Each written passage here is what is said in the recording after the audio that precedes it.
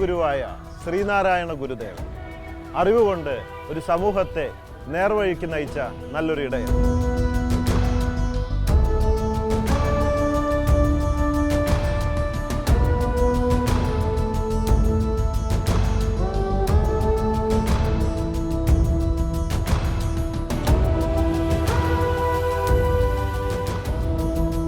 ഭഗവാൻ ശ്രീനാരായണ ഗുരുവിൻ്റെ ജീവിതം ഇവിടെ അനാവൃതമാവുകയാണ്.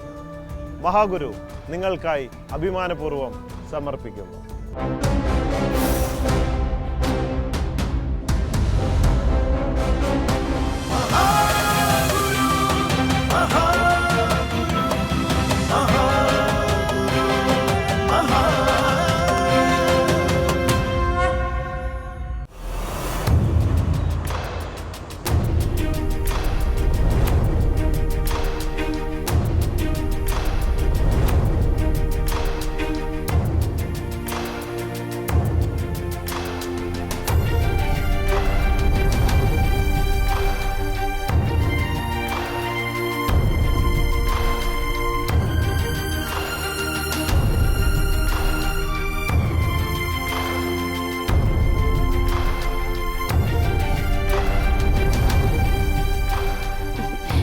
നോക്കി അമ്മാവൻ നിക്കണു.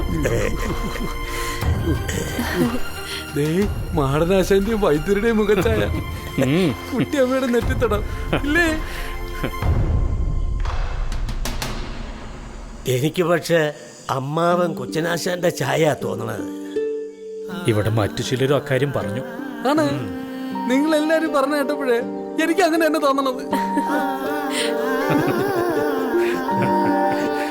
കുട്ടി ഗർഭിണിയായത് മുതൽ ഞാൻ അമ്മാവന്റെ കാര്യം ഓർക്കുമായിരുന്നു.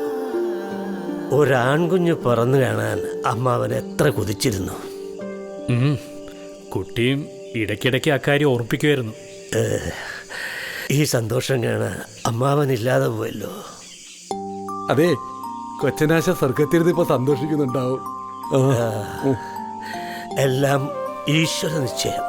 എന്തായാലും സമയനിമിത്തം കൊണ്ട് കാണുന്നത് കുട്ടി അമ്മാവനെ പോലെ വലിയ ആളാകുമെന്നാണ്. നിത്യബ്രഹ്മചാരിയും പരമസാത്വികനുമായ അദ്ദേഹമാണല്ലോ മണക്കൽ ദേവിയെ നമുക്ക് വേണ്ടി പ്രതിഷ്ഠിച്ചത്. അതൊരു ചരിത്ര മുഹൂർത്തമായിരുന്നു. അദ്ദേഹത്തിന്റെ ആത്മാവ് പുതിയ ഉടൽ രൂപം സ്വീകരിച്ചതാകാം.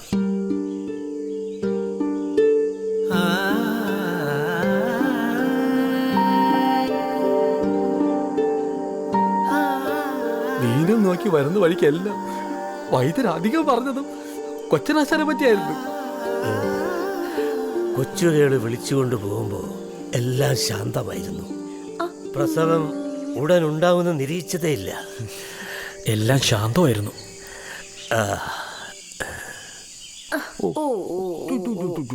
മണക്കൽ ദേവിയെ ധ്യാനിച്ചു. വയറ്റാട്ടികളും ഉണ്ടായിരുന്നു. ചതയം തുടങ്ങിയപ്പോഴാ അമ്മയുടെ മുഖലക്ഷണം ശ്രദ്ധിച്ചപ്പോഴേ ഉള്ളിൽ കരുതി ആൺകുഞ്ഞായിരിക്കുമെന്ന്. പിന്നെ പറഞ്ഞില്ലെന്നേ ഉള്ളൂ. 3 പെൺകുഞ്ഞുങ്ങളെ നൽകിയതിനാൽ ഇത്തവണ ആൺകുഞ്ഞായിരിക്കുമെന്ന് എനിക്കും തോന്നിയിരുന്നു. എന്തായാലും കുഞ്ഞിന്റെ ഭാവലക്ഷണങ്ങൾ വെച്ച് നോക്കുമ്പോൾ അമ്മാവൻ കൊച്ചനാശാൻ തന്നെ, സംശയമില്ല. അതെ, പ്രസവ സമയത്ത് എന്തെങ്കിലും സവിശേഷത തോന്നിയിരുന്നോ? എല്ലാവരും ശ്രദ്ധിച്ച ഒരു പ്രത്യേകത ഉണ്ടായിരുന്നു കൃഷ്ണ. എന്താണത്? പ്രസവം കഴിഞ്ഞിട്ടും കുട്ടിയുടെ കരച്ചിൽ പുറത്ത് കേട്ടില്ല. അത് ആശ്ചര്യം തന്നെ. എന്റെ ഇത്രയും കാലത്തിനിടയ്ക്ക് ഇങ്ങനെ ഒരു അനുഭവം ഉണ്ടായിട്ടില്ല. ആണ്ടാൾ വൈറ്റാട്ടി പറയണത് എനിക്ക് വിശ്വസിക്കാനേ പറ്റണില്ല. എനിക്കും വിശ്വസിക്കാനായില്ല. ഇതിനു മുമ്പ് 3 തവണയും കുട്ടികൾ നന്നായി കരയുമായിരുന്നു. വയൽവാരം തന്നെ 4ാമത്തെ പേരെടുപ്പാ. പക്ഷെ ഇത്തവണ ഞാൻ തന്നെ അങ്ങ് ഞെട്ടിപ്പോയി. ഞാനും ശരിക്കും ഭയന്നുപോയി. വൈദ്യരും അച്ചബി വന്നെങ്കിലെന്ന് ഞാൻ പ്രാർത്ഥിക്കുകയായിരുന്നു. അതെന്തിനാ? കുഞ്ഞ് നിശ്ചലനായി കിടക്കുന്നു. എങ്ങനെ ഭയക്കാതിരിക്കും? കരഞ്ഞുകൊണ്ടല്ലേ കുട്ടികൾ സാധാരണ അവയവങ്ങൾ ചലിപ്പിക്കുന്നത്. പക്ഷെ ഇവിടെ അതുണ്ടായില്ല. ചലിക്കാതെ കിടക്കുന്ന കുഞ്ഞിനെ കണ്ട് പലരും വിഷമിച്ചു. തൊണ്ടയിൽ വല്ല ദീനമാണോ എന്ന് ഞാൻ സംശയിച്ചു. സാധാരണ പെട്ടെന്ന് ലോകം അറിയുന്നത് തന്നെ കുഞ്ഞുങ്ങളുടെ കരച്ചിൽ കേട്ടിട്ടല്ലേ. കുട്ടിയെ ഇങ്ങ് വാ.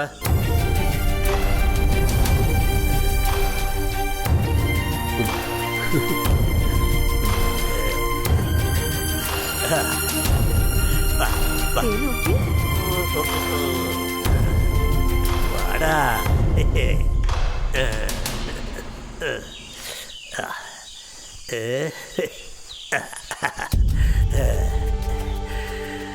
അസാധാരണത്വം ഏതിലും എവിടെ ഉണ്ടാവും. ഇത് ഒരു ദിവ്യജനനം. സമയം അതാണല്ലോ പറയുന്നത്.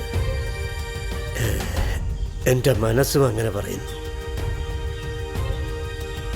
കുഞ്ഞിനിടാൻ മനസ്സിലെന്തെങ്കിലും പേര് കണ്ടുവച്ചിട്ടുണ്ടോ? നാരായണൻ.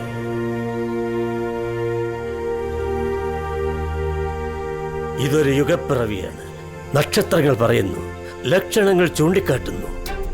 ആകുലതകൾ നിറഞ്ഞ മനുഷ്യരാശിക്ക് ഇവൻ പുതുവെളിച്ചമാകും. അതെ, കണ്ണ് നിറഞ്ഞു കാണുക, കാത് നിറഞ്ഞു കേൾക്കുക. നാരായണൻ, നാരായണൻ, നാരായണൻ.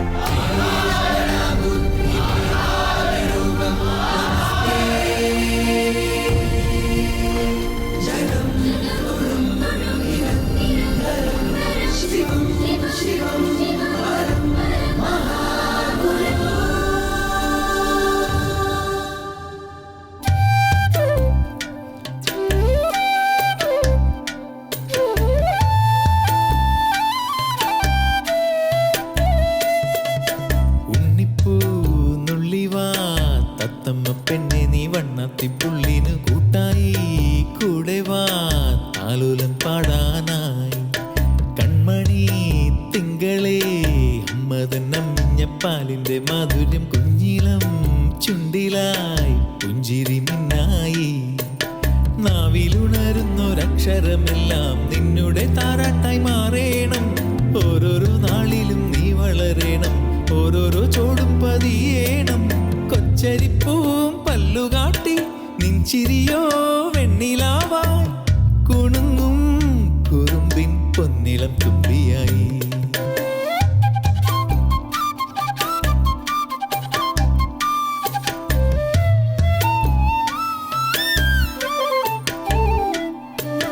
ചക്കരമുത്തം എത്രയോ തന്നോ കുഞ്ഞു കവിളോരം. ഇക്കിളി കൊണ്ടു നീ തുള്ളിച്ചിരിക്കുമ്പോ വാത്സല്യത്തേനൂറും. കാലിൽ കിലുങ്ങണ കാൽത്തള താളത്തിൽ കേട്ടൊരു പുന്നാരം. കാലിൽ കിലുങ്ങണ കാൽത്തള താളത്തിൽ കേട്ടൊരു പുന്നാരം. അമ്മക്കിനാവിന്റെ കാലടി തൊട്ടിട്ട് കൂടെ നടക്കാൻ വാ, എന്നും സ്നേഹത്തണലായി വാ. ഗുരുവിന്റെ ബാല്യവും കുസൃതികളും കേട്ടപ്പോ ശരിക്കും അതിശയിച്ചു പോയി. ഡോക്ടർ ബെർണാർഡിന്റെ വരവ് ഒരു വഴി തിരിവായിരുന്നു. നമ്മുടെ വാക്കുകളും കർമ്മങ്ങളും യഥാർത്ഥത്തിൽ തീരുമാനിക്കുന്നത് നമ്മളല്ല. എന്റെ അനുഭവം തന്നെ ധാരാളം. ബെർണാർഡ് ഇങ്ങനെ ഒരു ദൗത്യം ഏൽപ്പിച്ചില്ലായിരുന്നെങ്കിൽ പാരിസ് ലക്ഷ്മി ഗുരുവിനെ അറിയാൻ ശ്രമിക്കില്ലായിരുന്നു, അല്ലേ? ഈശ്വര കൽപ്പനകൾ മറ്റുള്ളവരിലൂടെ വരുന്നു, അല്ലേ? ഗുരുവിന്റെ ജീവിതവും സന്ദേശങ്ങളും ഓക്സ്ഫോർഡിൽ അവതരിപ്പിക്കപ്പെടണം. അതിന് ബെർണാഡിനെയും ലക്ഷ്മിയെയും പ്രകൃതി കരുവാക്കുകയായിരുന്നു. ഡോക്ടറിന്റെ നിഗമനം ശരിയാണ്. ഓരോ കൂടിക്കാഴ്ചയ്ക്കും ഓരോരോ അർത്ഥമുണ്ട്, അല്ലേ? മച്ചിൻ പുറത്തിരുന്ന് ചിലക്കുന്ന ഗൗളി, വാഴക്കൈയിലിരുന്ന് കരയുന്ന കാക്ക, ഓരോ നാദത്തിനും ഓരോ ശകുനമുണ്ട്. നമ്മുടെ പൂർവികർ അത് വ്യാഖ്യാനിച്ചിട്ടുമുണ്ട്. Really? I never knew it. എന്തിന് ചവിട്ടി നിൽക്കുന്ന ഈ മണ്ണിൽ എത്രയോ പേർ എത്രയോ കാലം മുമ്പ് നിന്നിട്ടുണ്ടാകാം, കലഹിച്ചിട്ടുണ്ടാകാം, യുദ്ധം ചെയ്തിട്ടുണ്ടാകാം. ഡോക്ടർ പ്രസാദിന്റെ ചിന്ത പോണ വഴി കൊള്ളാം. ശരിക്കും ആലോചനമൃത്തം. സംസാര വിഷയം ഗുരുവല്ലേ, അപ്പോ ചിന്തകളും ആ വഴിക്ക് പോവുമല്ലോ. ഗുരുവിന്റെ കാരുണ്യവും അനുകമ്പയും പലരും വാഴ്ത്താറുണ്ട്. ഗുരു രചിച്ച കവിതകളിലും അവ കാണാം. അതിനെക്കുറിച്ച് കൂടുതൽ അറിയണമെന്നുണ്ട്. ഗുരുവിന്റെ ആത്മസത്ത എന്ന് പറയുന്നത് അനുകമ്പയാണ്. ആ കണ്ണാടിയിലൂടെ നോക്കിയാൽ ഗുരുവിന്റെ കർമ്മങ്ങളുടെ മറ്റൊരു വൻകര കാണാം. ആ വൻകരയുടെ മുകളിലൂടെ കുറെ യാത്ര ചെയ്താലേ ചിലതെങ്കിലും കാണാനാവും. എന്റെ മുത്തച്ഛൻ പ്രസിദ്ധനായൊരു വൈദ്യനായിരുന്നു, കവിയും നല്ലൊരു ആസ്വാദകനുമായിരുന്നു. അദ്ദേഹം എപ്പോഴും പാടും. എന്താണ് പാടുന്നത്? കലാകാരന്മാരുടെ ശിരസ് പുകയുന്നൊരു അഗ്നിപർവ്വതമാണെന്ന്. 1000 കുടത്തിൽ അഭിഷേകം ചെയ്താലേ അല്പമെങ്കിലും തണുക്കൂന്ന്. എന്റെ തല മാത്രമല്ല, മനസ്സും നീറിപ്പോകുകയാണ്. എങ്കിൽ ഗുരുദേവന്റെ അനുകമ്പയുടെ മഴയൊന്നും നമുക്ക് നനയാം പോരെ? ഗുരുമാർഗത്തിൽ ഏതാണ് ചുരുങ്ങിയുള്ളൂ, ഇനിയും എത്രയോ ദൂരം. പയ്യെ തിന്നാ പനയം തിന്നാമെന്ന ചൊല്ല് ഒരു ആശ്വാസവചനം കൂടിയാണ്. അത് കേട്ടപ്പോ ഒരു ആശ്വാസം. ഇനിയും പോരത്തെ അത്തരം ചൊല്ലുകൾ.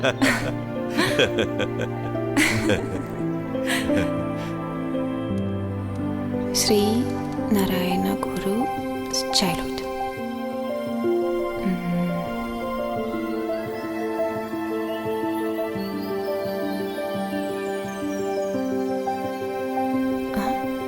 He was a naughty boy.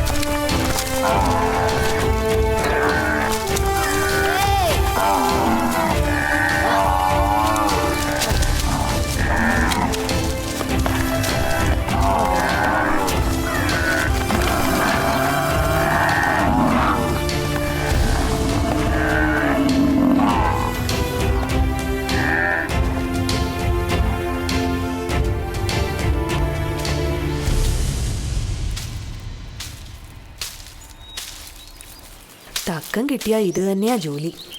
തുമ്പയോടും തുമ്പിയോടും കൊഞ്ചിക്കൊഴയും. ഞാനും നോക്കിയിട്ട് ആൾക്കാരോടല്ല, കിളികളോടും പൂക്കളോടുമാണ് അവൻ്റെ സംസാരം. ഞാനും ശ്രദ്ധിക്കാറുണ്ട്. സാധാരണ കുട്ടികളെ പോലെയല്ല, വാക്കിലും നോക്കിലും ഒക്കെ ഉണ്ട് ഒരു സൂക്ഷ്മത. ആരെയും ഭയവുമില്ല. പൂച്ചകളോടും പട്ടികളോടും കളിക്കുന്നത് രസിക്കുന്നത് കണ്ട നമുക്ക് തന്നെ പേടിയോ. അമ്മാവന്മാരെ ചെറിയ പേടി വേണം, അച്ഛനെ തീരെ പേടിയില്ല. 4 മക്കളിൽ ആകെയുള്ള ആന്തര്യ കാര്യമില്ലാതെ ശാസിക്കുന്നതും ശിക്ഷിക്കുന്നതും ശരിയല്ലല്ലോ. ഞാനും ആ പക്ഷത്താ. ആയുർവേദ വിധിയും അങ്ങനെയാ. ബാലമനസ്സ് പറന്ന് കളിക്കണം. ഇവിടെ വന്നിരിക്കേ, നിങ്ങൾ എന്തിനിങ്ങനെ പറഞ്ഞോണ്ടിരിക്കുന്നത്? ഞാൻ പറഞ്ഞെന്നേ ഉള്ളൂ, ആദ്യം മുതലേ ഭക്ഷണത്തോട് വലിയ ഭ്രമമില്ല. ആഹാരം കഴിച്ചാലല്ലേ വളരൂ. ബാല്യത്തിൽ കളിയും ചിരിയുമാണ് വിശപ്പും ദാഹവും. അതിന് തന്നെ അവർക്ക് നേരം തികയണില്ല. അമ്മ പറഞ്ഞു കേട്ടിട്ടുണ്ട്, കുട്ടിക്കാലത്ത് ഞാൻ വിശപ്പൊട്ടും സഹിക്കില്ലെന്ന്. മച്ചമ്പി ഇപ്പോഴും അങ്ങനെയല്ലേ? അത് കണക്കാ. താളിയോലയോ മറ്റോ കിട്ടിയ വിശപ്പിന്റെ കാര്യമേ മറക്കും. ശിഷ്യരെ കിട്ടിയാലും അത് തന്നെ സ്ഥിതി.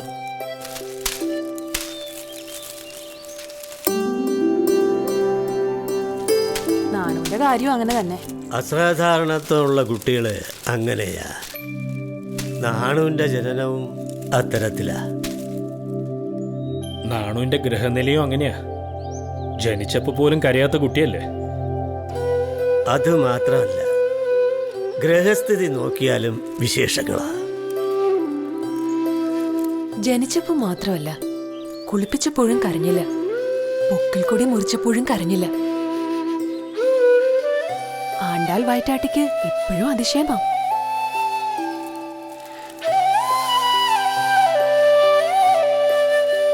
സഹജമായ ഭക്തി, അനുകമ്പ രണ്ടും അല്പം കൂടുതലവന്.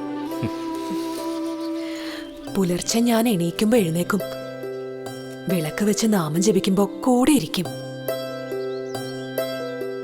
എനിക്കെപ്പോഴും തോന്നാറുണ്ട്, നാണു അമ്മയുടെ അമ്മാവൻ കൊച്ചനാശാന്റെ നേർപകർപ്പാണെന്ന്. ആ ഗുണങ്ങളൊക്കെ കാണാതിരിക്കുമോ? മാമങ്ങളുടെ വിത്തുകൾ തലമുറ കഴിഞ്ഞാലും മുളച്ചു വരും. അതാ പ്രകൃതി നിയമം.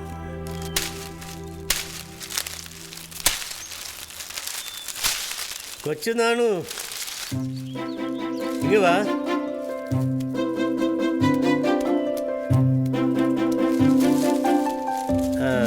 കേൾക്കട്ടെ കിളികളുടെ വിശേഷങ്ങൾ. നാണുവിന്റെ ചങ്ങാതിമാരെല്ലാം വന്നോ? വണ്ണാത്തിപ്പുള്ളും ചിത്തിരി പൈങ്കിളിയും വന്നില്ല. രണ്ടും ഭജനയ്ക്ക് പോയിരിക്കാവും. ആഹാ, എവിടെയാണ് ഈ ഭജനം? അമ്പലപ്പുഴയിലും മണക്കലിലും. ആ ആട്ടെ, നാണുവിന്റെ ഇഷ്ടദൈവം ആരാ? ശ്രീകൃഷ്ണൻ.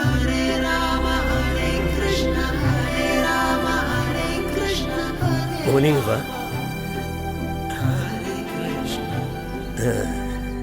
അതെന്താ നാണു? കൂട്ടുകാർക്ക് നൽകാൻ കൈനിറയെ വെണ്ണ, പാടി രസിപ്പിക്കാൻ ഓടക്കുഴലും, ഗോക്കളും പ്രിയപ്പെട്ട കൂട്ടുകാരും. കാലികളെ മേച്ച് നടക്കാൻ നാണുവിന് ഇഷ്ടമാണല്ലേ? താഴെ കാലികൾ മേഞ്ഞു നടക്കുമ്പോ ഞാൻ മരക്കൊമ്പിലിരിക്കും. കന്നുകാലികൾക്കെല്ലാം നാണു ഒരു പേരിട്ടിട്ടുണ്ട്. നാണുവിന്റെ തലോടലിനായി അവ സ്നേഹപൂർവ്വം വന്ന് നിൽക്കുന്നത് കാണാം.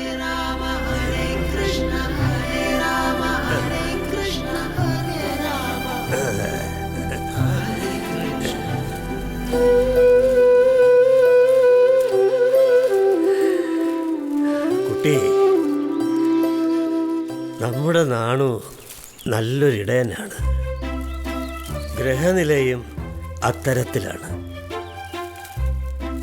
ജീവികളെയെല്ലാം നേർവഴിക്ക് നടത്തുന്ന ഇടയൻ.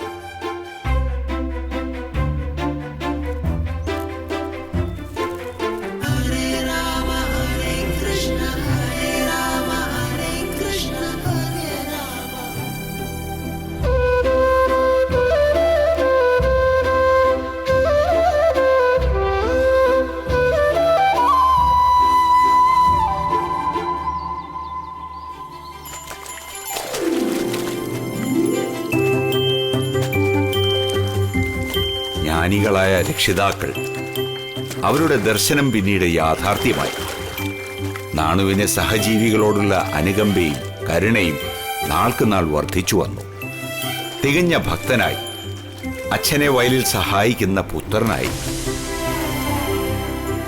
രാമായണ വ്യാഖ്യാനത്തിന്റെ കേൾവിക്കാരനായി, പക്ഷിമൃഗാദികളുടെ ഉറ്റ തോഴനായി ചെമ്പഴന്തിയിൽ നാണു വളർന്നുകൊണ്ടിരുന്നു. 1000 കോടി പ്രഭയുടെ ആദ്യ കിരണങ്ങൾ നാണുവിൽ തെളിഞ്ഞു തുടങ്ങി.